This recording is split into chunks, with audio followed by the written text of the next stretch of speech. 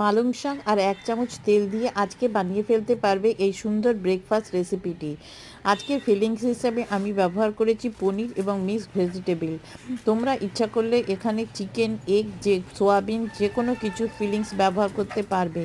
আর বানাতে মাত্র 10 মিনিট সময় লাগবে। বাচ্চাদের টিফিনের এবং বাড়ির সকলের জন্য একই রকম ব্রেকফাস্ট বানিয়ে ফেলতে পারবে।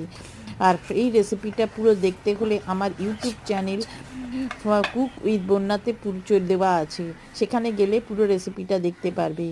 আর রেসিপিটা ভালো লাগলে চ্যানেলকে সাবস্ক্রাইব করে বন্ধু হয়ে যেও।